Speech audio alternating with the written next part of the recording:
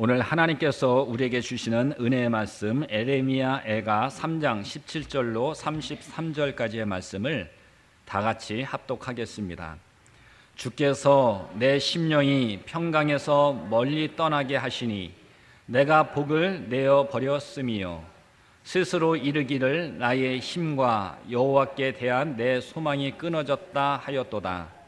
내 고초와 재난 곧 쑥과 담즙을 기억하소서. 내 마음이 그것을 기억하고 내가 낙심이 되오나 이것을 내가 내 마음에 담아 두었더니 그것이 오히려 나의 소망이 되어 싸움은 여호와의 인자와 긍휼이 무궁하심으로 우리가 진멸되지 아니함이니이다. 이것들이 아침마다 새로우니 주의 성실하심이 크시도소이다.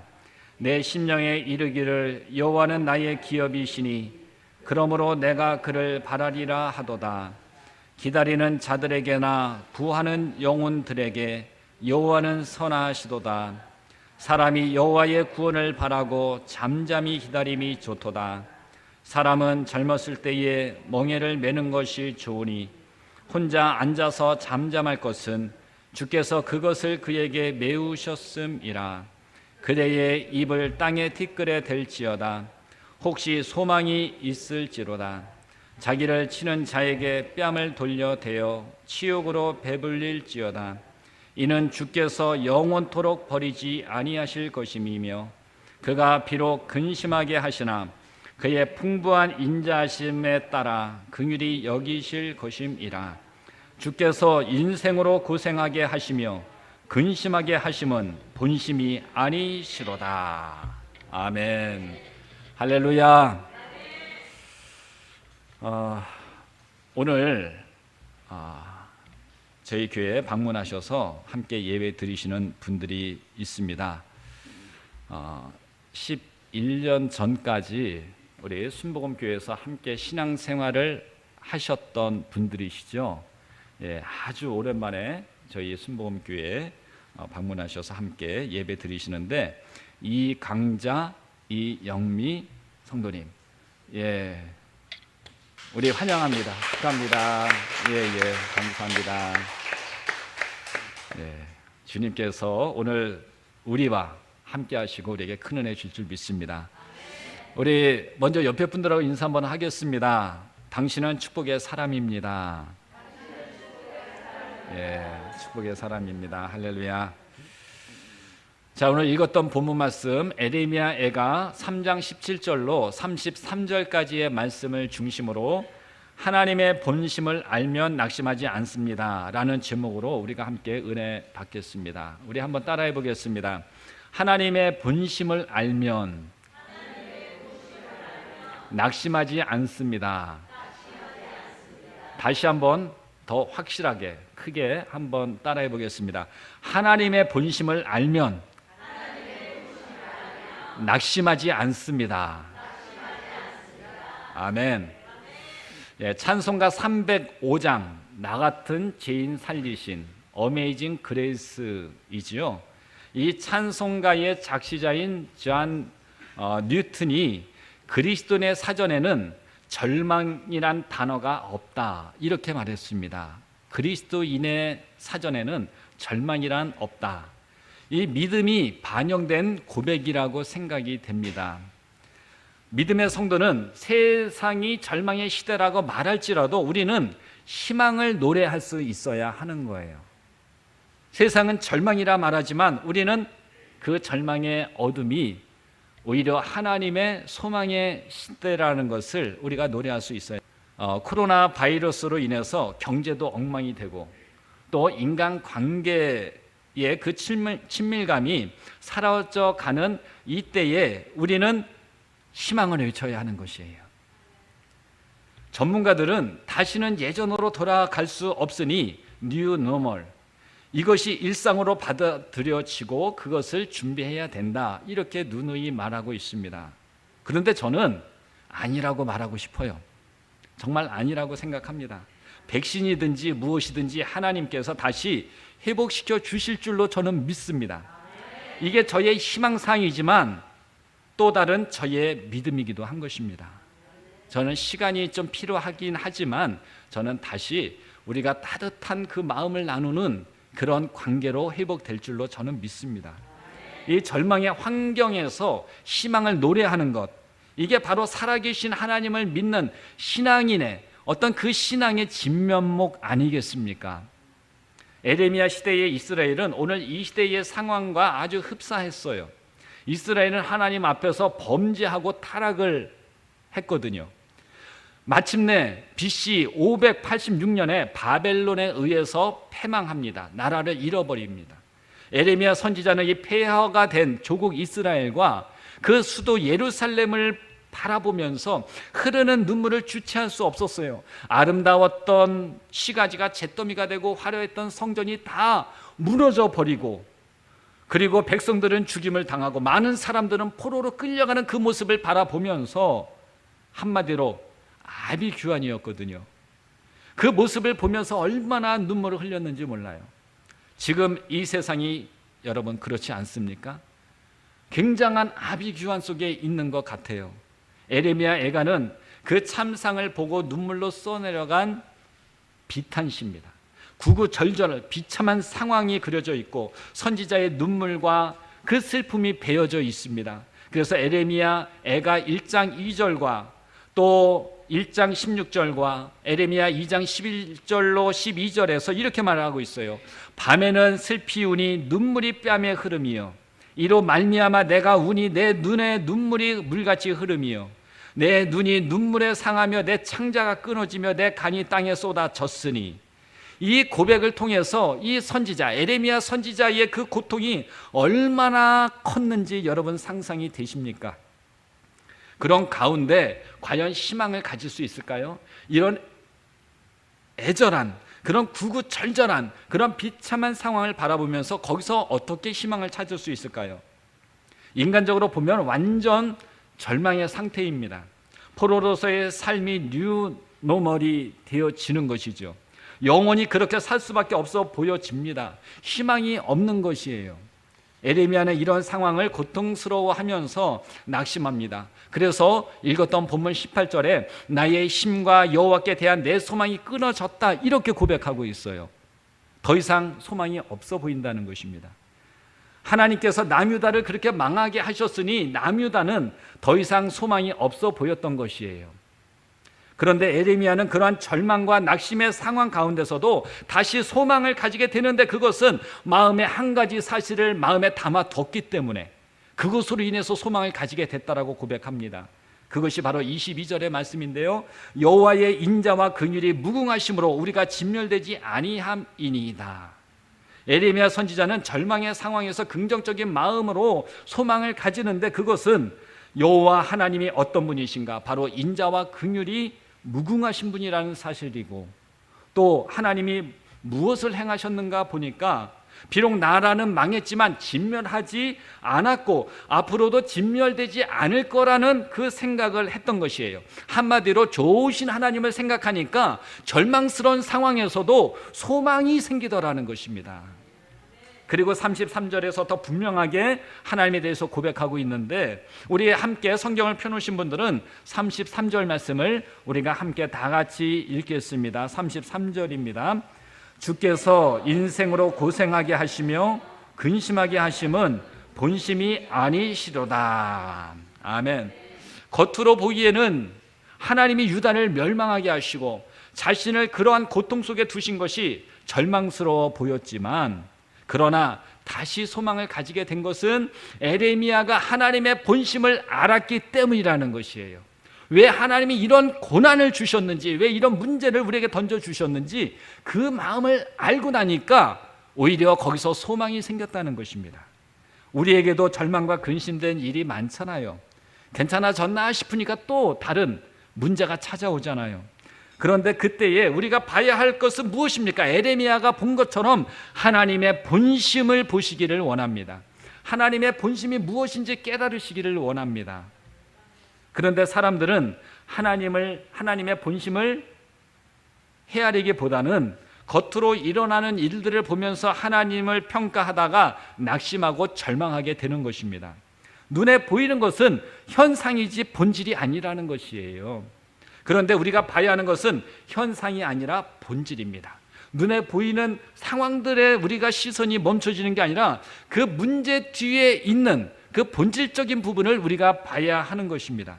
본질은 바로 하나님의 마음이고 하나님의 뜻입니다. 본질을 깨닫게 되면 왜 하나님이 이 일을 내게 던져주셨는지 그것을 깨닫게 되면 우리는 그 상황을 잘 받아들일 수 있습니다. 오늘 말씀에 에레미야가 깨달은 하나님의 본심, 하나님의 성품이 무엇인지 나누면서 에레미야와 같이 낙심과 절망 가운데 어떻게 소망을 품으며 살아갈 수 있는지 우리가 함께 은혜 나누기를 원합니다. 먼저 성도가 소망 가운데 살아갈 수 있는 것은 하나님이 어떤 분이신지 제대로 알고 그 하나님을 마음에 품고 살아갈 때인 것입니다. 에레미야가 낙심할 때 그의 마음에 무엇을 품고 기억하고 있는지 19절에서 말씀하고 있죠. 우리가 보니까 내 고초와 재난과 곧 쑥과 담즙이라고 말하고 있습니다. 여러분, 이 하나하나의 단어를 보니까 얼마나 고통스러운 것이 표현되어 있습니까?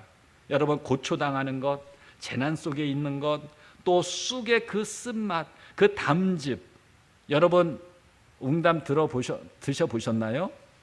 드신 분도 있고 안 드신 분도 있을 거예요.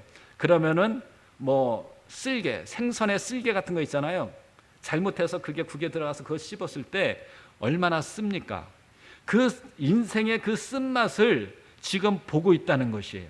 그의 마음속에 그동안 당했던 쓴뿌리가 있다는 거예요. 쓴뿌리. 이것을 반복적으로 기억하고 있었던 것이에요. 에레미야는 자신의 삶의 그 쓴뿌리, 이스라엘이 그 멸망하는 그런 아주 고통스러운 상황들을 반복적으로 기억하고 있어요. 그럴 때 하나님에 대한 소망이 끊어지고 낙심하게 되었다라는 것입니다.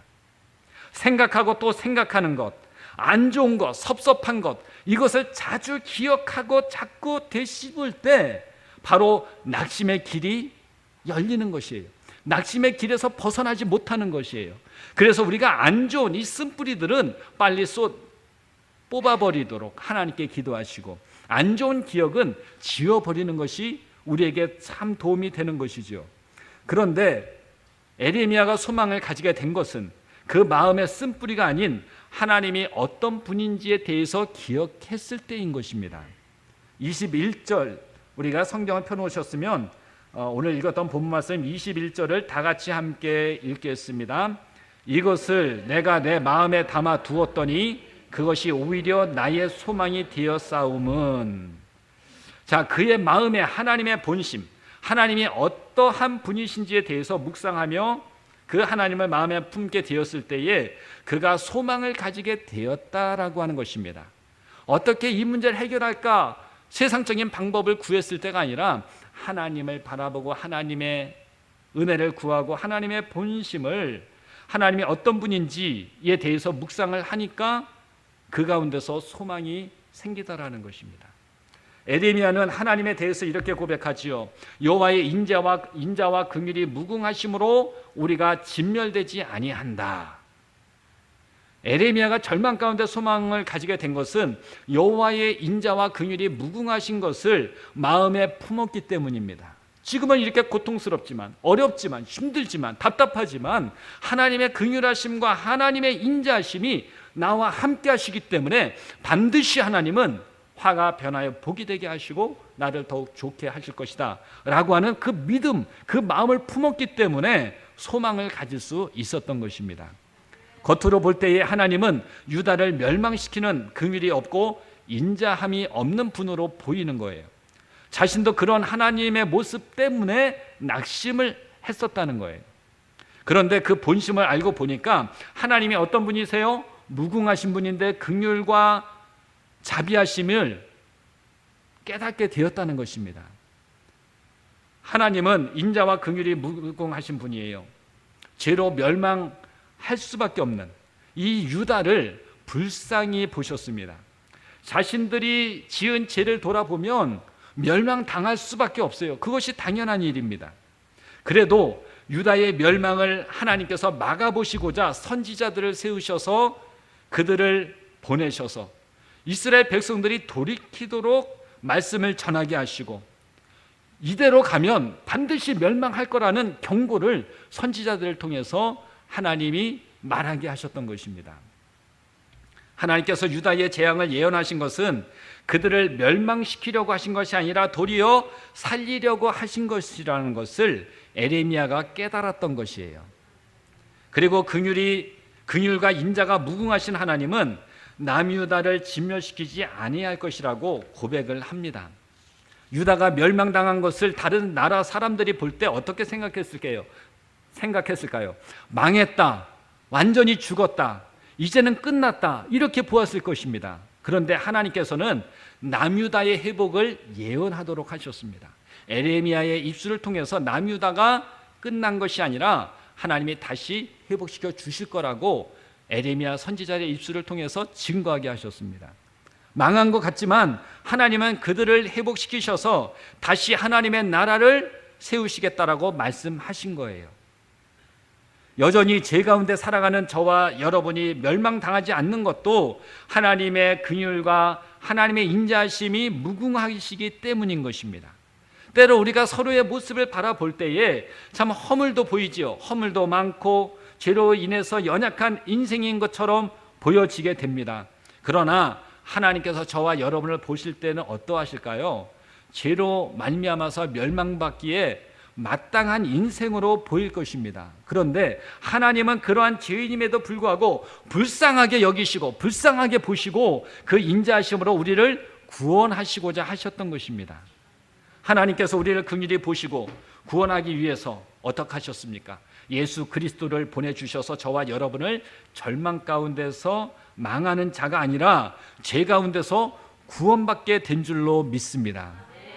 하나님의 본심은 사람을 진멸시키고 멸망시키는 것이 아니라 죄인들을 구원하시고자 하시는 사랑과 긍휼의 마음인 것을 믿으시기 바랍니다. 두 번째로 하나님의 본심을 아는 이들은 하나님의 때를 기다릴 줄 안다는 것이에요. 에레미야는 25절에서 말하기를 기다리는 자들에게나 구하는 영혼들에게 여호와는 선하시도다 이렇게 말하고 있습니다. 그리고 사람이 여호와의 구원을 바라고 잠잠히 기다림이 좋도다 이렇게 말하고 있어요. 하나님의 인자와 긍휼의 마음이 바로 나타났으면 좋은데 그렇지 않을 때가 있다는 것이에요. 여전히 유다 백성들은 바벨론의 포로로 잡혀갔고 예루살렘은 황폐한 상태로 있습니다. 남들이 볼 때는 멸망당하고 이제는 소망이 없어 보이는 그 상태가 유지되고 있어요.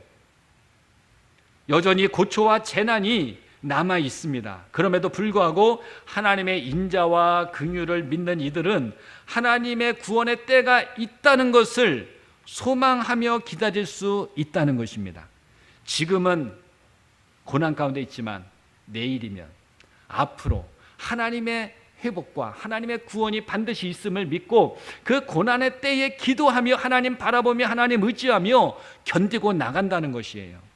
에레미야는 하나님의 긍휼과 자비하심은 날마다 새로우니 하나님의 성실하심이 크다고 말하고 있습니다. 하나님께서는 유다 백성들이 망하기 전에 그들이 다시 회복될 것이라고 예언을 주셨어요. 이것을 믿는 에레미야는 그 말씀을 이루시기 위해서 날마다 성실히 일하시는 하나님을 보았던 것입니다. 우리가 그냥 봐서는 보이지 않지만 믿음의 눈으로 보니까 소망을 가지고 바라보니까 하나님이 끊임없이 일하고 계심을 알게 되어진 것이에요. 비록 유다 사람들은 바벨론 포로로 잡혀가 하나도 없어요. 더 이상 할 수 있는 일조차도 없습니다. 그러나 하나님은 긍휼과 인자의 마음을 가지고 날마다 그 회복의 일들을 향하고 계셨던 것입니다. 포로로 잡혀간 사람들의 마음을 치유하시고 그리고 하나님께로 그 마음을 향하도록 하셨습니다. 나중에는 바벨론을 멸망하게 하셔서 올 수 있도록 성실하게 그 하셨던 약속을 지키시는 하나님이심을 우리가 보게 됩니다. 여러분, 하나님은 자신이 말씀하신 것을 이루시는 신실하신 분임을 믿습니다. 에레미야는 그 약속을 이루시는 성실하신 하나님을 믿기 때문에 소망 가운데서 하나님의 때를 기다릴 수 있었던 것입니다. 우리도 그러한 소망이 우리 가운데 있어지고 우리도 하나님의 때를 기다릴 수 있는 그러한 마음이 우리 가운데 있어지기 원합니다.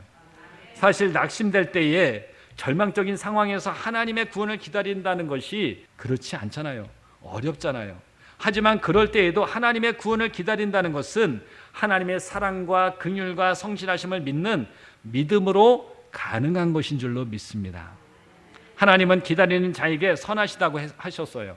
하나님의 구원을 기다리는 자에게 하나님의 구원을 성취하시는 줄로 믿습니다.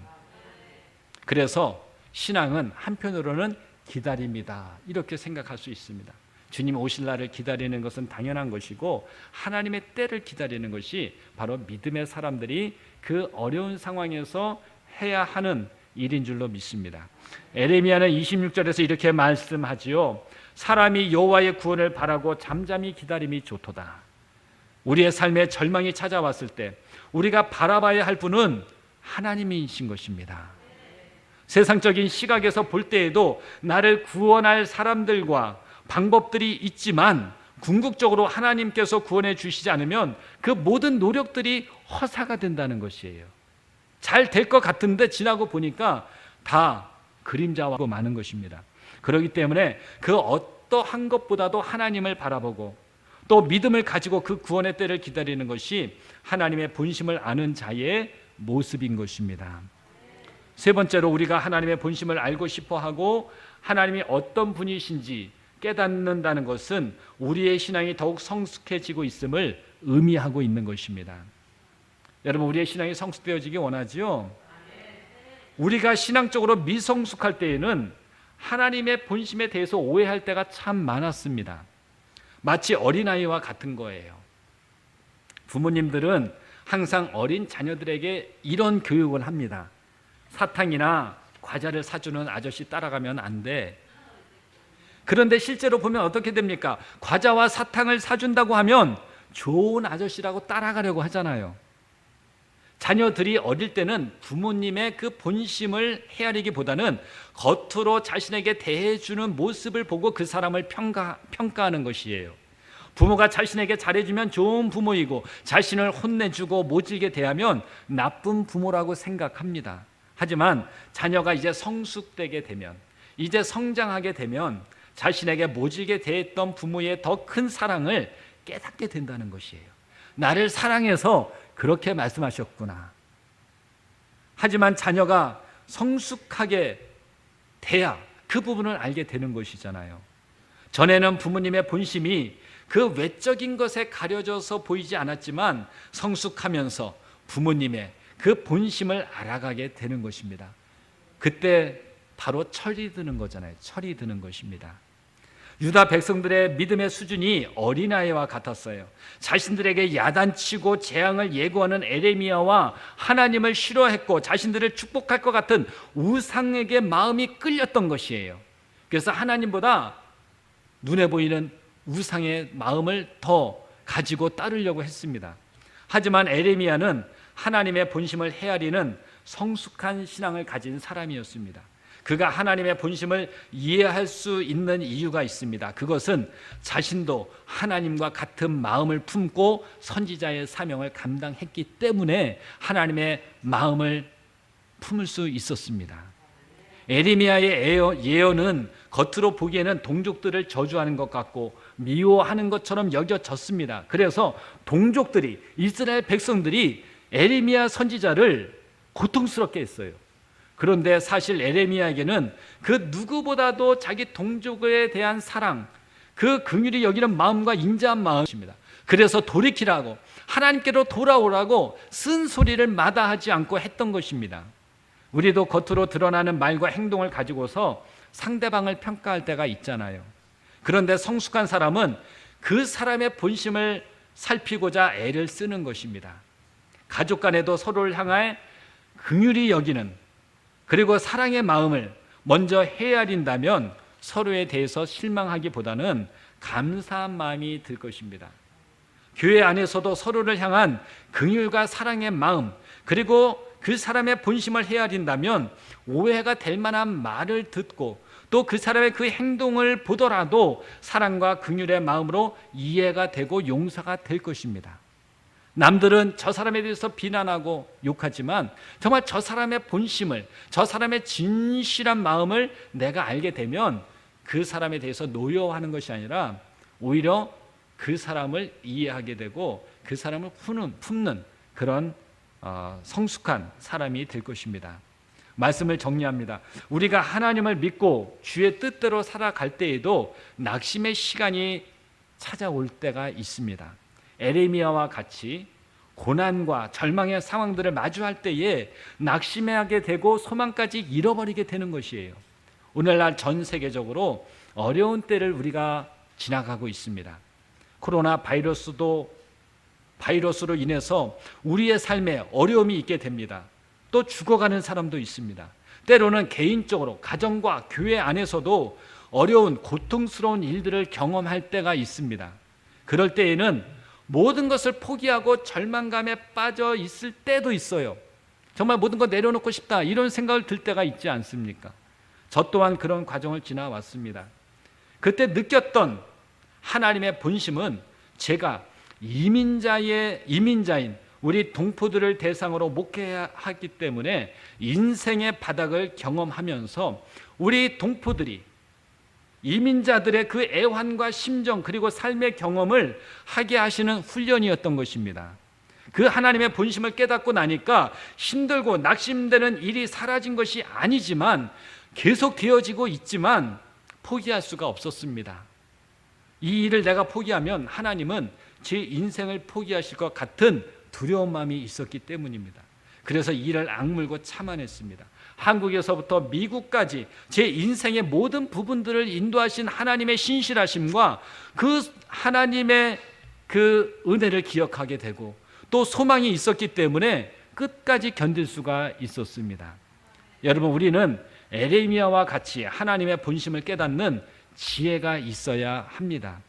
하나님을 잠깐 생각하지 마시고 어려울 때, 힘들 때 하나님에 대해서 더 깊이 묵상하시기 바랍니다. 분명히 하나님께서 말씀해 주실 거예요. 하나님은 우리를 멸망의 자리로 이끌고자 하시는 분이 아니에요. 모든 고난과 또 근심의 과정을 통해서 하나님의 구원의 자리로 우리를 이끌고자 하시는 거예요. 우리가 더 나은 자리로 나가도록, 우리가 더 믿음의 삶으로 우리가 온전히 살아가도록 하나님이 인도하시고자 하시는 것입니다. 그렇기 때문에 하나님을 믿는 이들은 하나님의 긍휼과 인자하심, 그 하나님의 선하심을 믿고 그 하나님을 마음에 품고 살아가야 할 줄로 믿습니다. 에레미야처럼 우리의 삶이 근심과 고통스러움 속에 있을 때에 도리어 하나님의 본심을 더 알아갈 수 있는 기회인 줄로 믿습니다. 코로나 바이러스로 야기된 여러 상황들, 이것이 하나님의 인자와 긍휼하심을 체험하며 소망을 갖는 복된 시간이 되시기를 주님의 이름으로 간절히 축원합니다. 기도하겠습니다. 우리가 이 시간 하나님께서 주신 말씀, 우리 각자의 마음에 주신 그 하나님의 말씀을 우리가 붙드시고 우리가 기도하기 원합니다. 우리가 다 조금씩은 다를 수 있지만 모두가 답답한 상황 가운데 있을 것입니다. 어려움과 고난과 고통 가운데 있으실 것입니다. 그러나 이때에 우리가 어떻게 해야 될까요? 에레미야를 통해서 우리에게 주신 교훈은 하나님의 본심을 알아야 한다는 것입니다. 긍휼과 인자하심이 풍성하신 하나님, 신실하신 하나님, 끝까지 우리를 버리지 아니하시고 책임지시고 우리가 잘 되기를 원하시는 하나님이 우리를 붙들고 계심을 믿고 우리가 낙심하지 않고 우리가 소망 가운데 이 어려움을 잘 이겨내야 하겠습니다. 오늘 말씀을 우리가 기억하면서 우리가 간절히 주여 한번 부르시고 통성으로 기도합니다. 주여